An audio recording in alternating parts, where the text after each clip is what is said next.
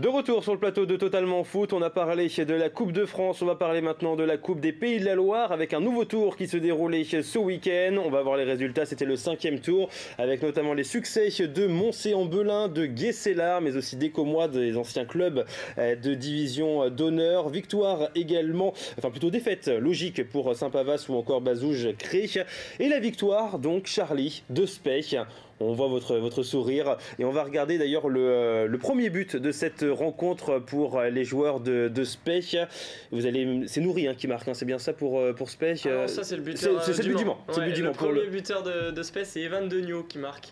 On a dit, enfin dans le journal ça a été mis Bachili, Mohamed, mais en fait il tire, il y a une petite déviation d'Evan. Donc le but est accordé à Evan. Voilà, ça lui fera plaisir. Victoire donc face à la réserve Mancel. Ouais. Elle est belle cette victoire. Elle est belle et puis on est allé la chercher, donc non c'est vrai qu'elle est belle et importante en plus parce que ça permet de nous garder la confiance, parce que c'est toujours difficile de perdre des matchs, surtout que là c'était un match qui était serré, donc le score reflète pas forcément 3 buts à 1, on l'a pas dit, mais voilà, 3 buts à 1. Ouais. Après prolongation ça reflète peut-être pas forcément le match, mais c'est vrai qu'on a su se créer pas mal d'occasions. C'est une équipe Le Mans qui tourne très très bien le championnat, qui est encore qui est invaincu et qui met quand même des scores assez fleuves à toutes les équipes. Donc c'est vrai qu'on est assez content de ça, et puis aller gagner en prolongation, ça prouve qu'on avait l'envie, on y allait avec les tripes et le cœur, voilà. Et c'est vrai qu'il y a une énorme cohésion dans ce groupe Spey, et des individualités qui sont assez intéressantes, et le fait que tout se mette bien et tout prenne, la mayonnaise prend, voilà, comme on dit.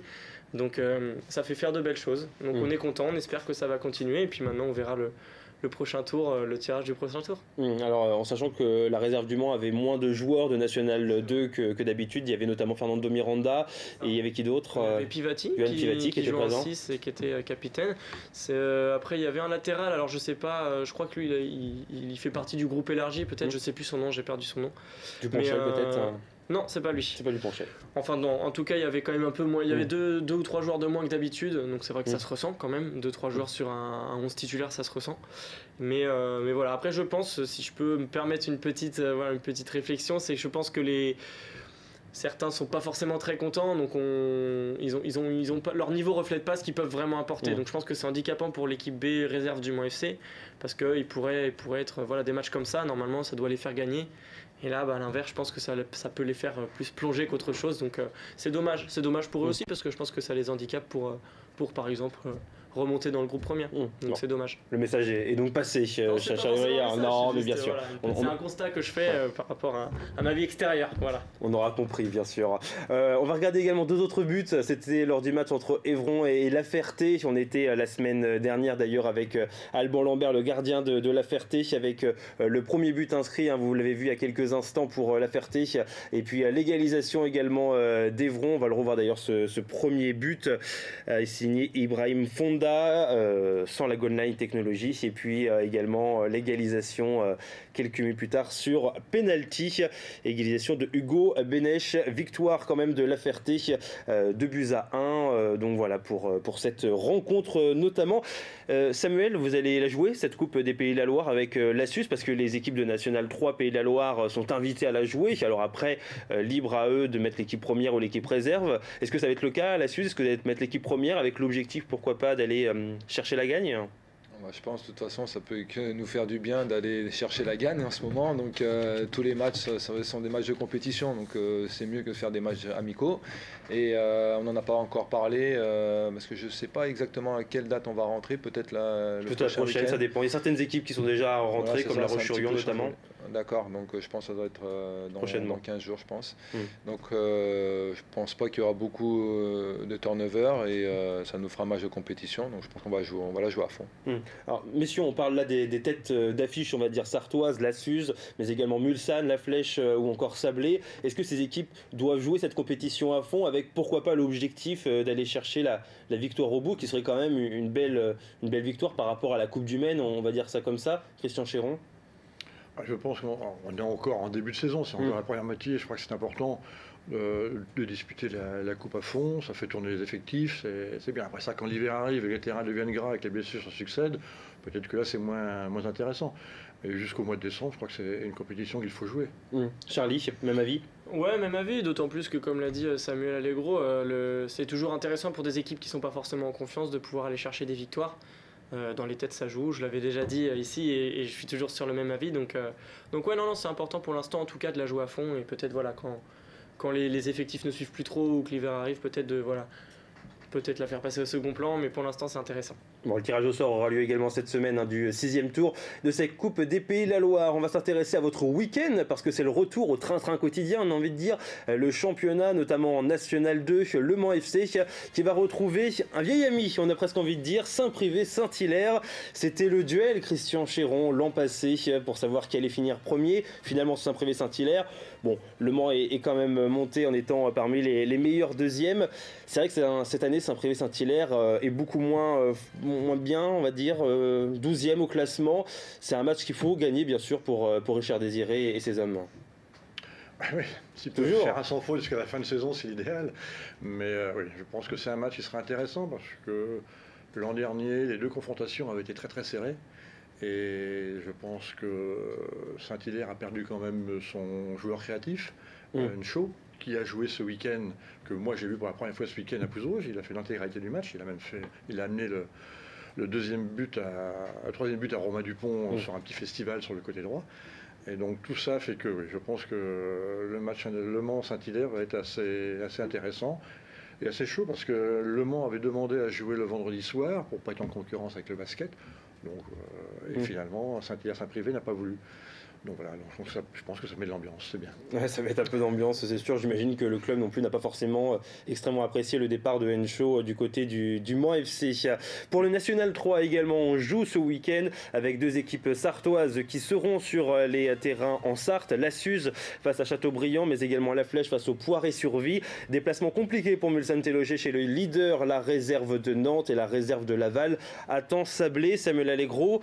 Châteaubriand, une équipe qui vient de descendre en National 3, ils étaient en National 2 ou plutôt en CFA l'an passé, pas forcément le match le plus simple pour aller chercher des points. Non, c'est sûr, mais de toute façon on sait que maintenant dans notre championnat aucun match ne sera simple et là on a une série de matchs où il va falloir engranger des points parce qu'il ne reste plus que 6 matchs jusqu'à la trêve et on joue Châteaubriand, après Changé, il me semble Mulsanne, donc voilà, maintenant l'objectif c'est de prendre les 3 points. Ouais, Châteaubriand qui n'est pas forcément non plus très très bien en ce début de saison, même si c'est une équipe qui vient de descendre. Et puis enfin en DH également, on joue ce week-end, on aura l'occasion de suivre le match entre Mayenne et le Somme. Il y aura par exemple aussi Sablé face à Bonchamp, Le Mans FC qui affrontera Coulennes et puis également Conneré Saint-Saturnin. On poursuit nous et on termine même cette émission avec le temps additionnel.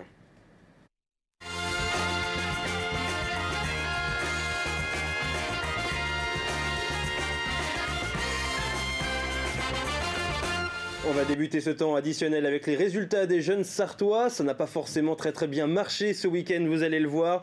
En U19 nationaux, Le Mans FC a fait match nul à Trélisac, 2 buts partout. Les Manceaux sont 12e. Pour les U17 nationaux, ça s'est très mal passé pour la Suze. Défait 9 buts à 0 par le Stade Rennais. Et puis Le Mans FC qui a également chuté à domicile face à Avranches, 4 buts à 0. Pourtant, le début de saison de la Suze en U17 était plutôt bon. Là, c'est vrai que ça a été un peu plus compliqué. C'est d'un côté, c'est Rennes aussi.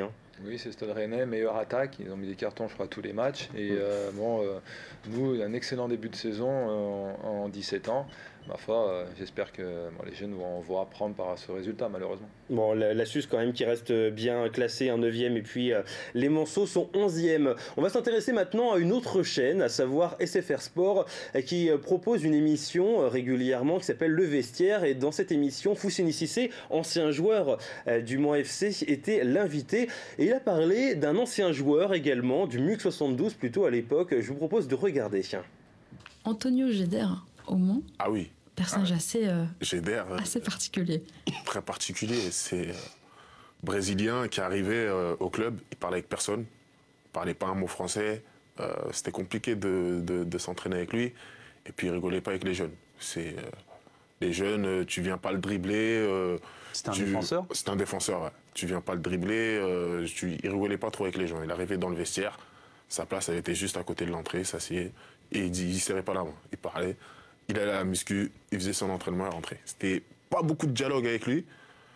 Et c'était le mec qui mettait des pains tout le temps, très spécial. Un jour, il s'est pris avec Erol Goulon. Ouais. Et t'as 2 grosses montagnes comme ça. on faisait un taureau, ils s'embrouillent. Et t'as les deux qui sont là, ils sont là, les poings serrés, ils veulent se mettre, et t'as personne qui veut séparer. Parce que t'as deux grosses montagnes comme ça. Et le coach à l'époque, c'était Arnaud Cormier. Et dernier recours. Et même lui, quand il est parti, il a hésité, tu vois. Et au final, il a réussi à les séparer, mais c'était chaud ce jour-là. Mais quand t'as Antonio Gédère dans une équipe, c'est dur. Antonio Gédère, vous vous en souvenez, Christian Chéron? Oui, parce qu'il y avait eu un épisode lors de son transfert de Saint-Pétersbourg vers Le Mans, entre autres. Ah oui, tiens. Oui. Mais c'est vrai que c'était un monstre derrière, mais qui était associé à un Brésilien, et ce qui fait que ça passait bien, si vous voulez. C'était Paulo André à l'époque. Comment? Paulo André, non? Paulo André, oui. Le mec était très talentueux dans la relance, et l'autre qui était très très dur sur l'homme. Mais ce qui fait que le Mans avait une bonne charnière centrale. Mais il ne fallait pas lui demander de faire de la relance, il fallait gelon. Vous avez eu une histoire comme ça avec un joueur dans votre carrière professionnelle, Samuel Allegro? Il ne fallait pas parler avec lui, une petite histoire comme ça? Non, alors là, j'ai aucun souvenir. Non, j'ai pas d'histoire là. C'est assez spécial quand même. Mais des embrouilles comme il y a eu, oui, souvent. Mais avec des monstres comme ça, c'est sûr que ça doit faire peur pour les séparer. Ouais. Vous êtes jamais, vous, justement, embrouillé avec un joueur à tel point quand même qu'on en vienne presque aux mains, non? Non, c'est pas du tout mon caractère. Et, au contraire, quand j'entends qu'il se mettait dans son coin, il parlait pas, fallait pas que les jeunes le dribblent et tout, ça fait un petit peu peur quand même. Et puis ça donne pas une très bonne image au niveau de ses coéquipiers. Bon, on le salue bien sûr, Antonio Gédère, on imagine qu'il nous regarde tous les lundis soirs. Autre image également dans cette émission, c'est parce que c'est un anniversaire aujourd'hui, Charlie Briand. Et oui, Charlie Briand. Alors on a quelques images comme ça de votre talent, revenons sur 3 de vos performances. La première, on l'a vu la semaine dernière, on va la revoir maintenant si vous voulez bien. C'était cette magnifique reprise. Qu'elle est magnifique. Honnêtement, je n'arrive pas à m'en passer. Elle est juste exceptionnelle. Bah non mais vraiment, je tiens à le dire. La deuxième, c'était l'an passé. Souvenez-vous, un penalty qui a permis à votre équipe de s'imposer. Ça aussi, c'est beau. Plat du pied, bon sécurité, souvenir, face à Sablé. Face à Sablé. Le dernier tir au but qui fait qu'on passe au 6e tour. Ouais, un grand souvenir aussi. C'est vrai, parce que ça avait été un bon match aussi, et donc c'était sympa. Et puis l'autre souvenir, on a vu un penalty parfait. Regardons un autre penalty. Il a détruit à la fois la barre transversale et puis également le terrain juste après en frappant dessus. D'ailleurs, depuis, il n'est plus praticable aspect. C'est pour ça que vous avez gagné ce week-end. J'attendais la petite image sympa. Bon bah voilà, ça c'est le moins bon souvenir du coup. Bon anniversaire. Merci Maxime. Et puis enfin une dernière image pour la semaine prochaine. Regardez. Oui, bonjour, c'est Alain Pascalou. Retrouvez-nous sur LMTV dans Totalement Foot le lundi 30 octobre pour une émission spéciale. Voilà Alain Pascalou qui sera notre invité exceptionnel la semaine prochaine pendant une demi-heure, même un peu plus peut-être, si affinité, on sera avec lui, on aura l'occasion de parler de plein de choses. Rendez-vous surtout la semaine prochaine pour tous les amoureux du football et puis bien évidemment du MUC 72. Merci Samuel Allegro, bonne saison avec la Suze, on aura l'occasion de suivre vos performances et on imagine bien sûr le maintien, en tout cas on l'espère pour vous. Christian Chéron, Charlie Briand, merci beaucoup et encore bon anniversaire à vous Charlie. Merci encore. Rendez-vous la semaine prochaine sur LMTV avec Alain Pascalou, bonne soirée, bye bye.